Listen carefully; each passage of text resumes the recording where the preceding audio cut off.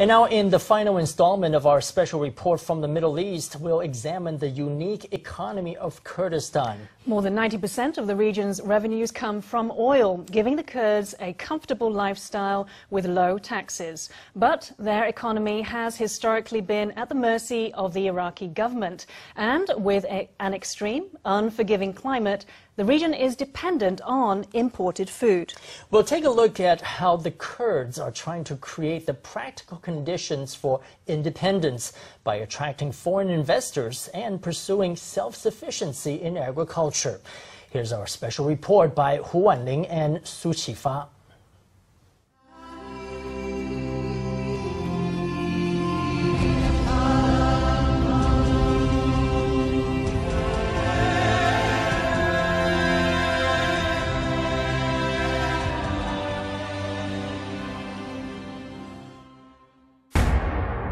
In 2014, Kurdistan suffered an economic crisis unprecedented in the region's history.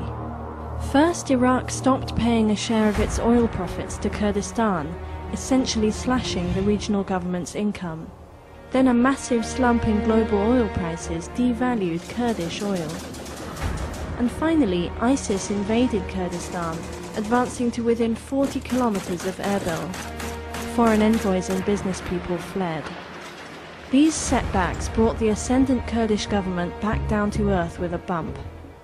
At the time, more than 60% of the population was state-employed. They immediately felt the pinch as their salaries were slashed by 2/3. The government's inability to spend sent a ripple effect through the economy, and all construction ground to a halt.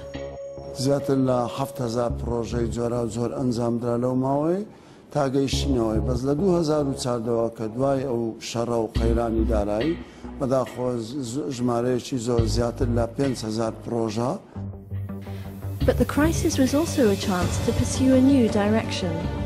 Kurdistan's first priority is to free itself from dependence on Iraqi oil by developing domestic oil fields with outside support. بەهۆی ئێمە ئێستا نزیکەی 600,000 بەرمیل مانگانە نەفت دەفرۆشین وإستا سعرينه وتوزق برز بوتوا حول دين تصفيق قرض كام كاين إنزا بينه عندك وضعينا وخوي خلط باشقي. 2017 has been a crucial year. Kurdistan has struck a major deal to sell crude oil to Russia. One Taiwanese company in Kurdistan also buys Kurdish oil. The government's income is gradually stabilizing. In the years ahead, it hopes to solve its water usage issues, become more self-sufficient in agriculture, and reduce dependence on food imports.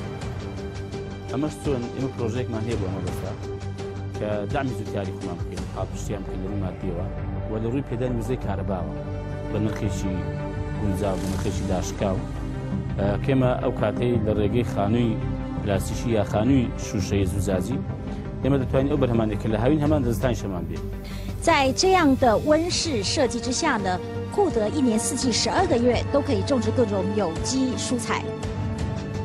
The agricultural policy was designed with independent statehood in mind.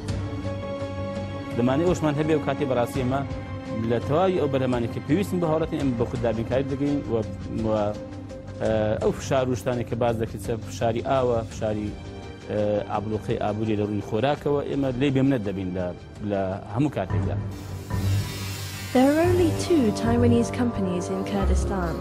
Before the economic crisis, they sold steel for construction. Since 2014, they sell rooftop water tanks as part of the government's water management policy. 在这边，我觉得跟台湾跟其他国家不一样的交易方式，就是这边主要还是用现金交易，它是基于一个宗教的信任，那他也愿意去，因为他不愿意去违背他的诚信。我觉得在这边的交易方式上面，我觉得在现金上面对我们来说是比较有利的，因为我们不需要再用额外的成本，然后去追讨、去追溯。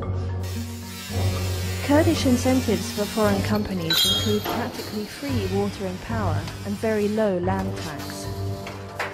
包含土耳其的商人，然后伊朗的商人还有一些欧美国家，其实他们都有在这边做投资。那他们做的投资其实基本上都是比较大的项目。它没有说像我们这样子做那个铁材加工厂。那我觉得最吸引人的一个部分呢，是在这边上面，它并没有外汇管制，也就是说，你要从这边汇出你的那个盈利所得是没有问题的。By extracting oil from the land, Kurdistan can develop its petrochemical industry. It's attracted more than 40 large international oil companies. There are also more than 2,000 Turkish firms of varying sizes. Mutually beneficial trade is forming an intricate economic web between Kurdistan and the global market. Pipeline note بورد يكبد تركيا ذروة وتركيا لا قازان زي خويها. The bustling Kurdish nightlife. It's 11 p.m, but people still throng the shopping districts. Because the daytime is so hot, Kurds tend to go out at night to stroll the streets, shop, eat and drink, and meet friends. Most shops don't close until 1 a.m. You can call it the new Israel or the new Dubai, but the Kurdistan region has certainly established its own unique economic model.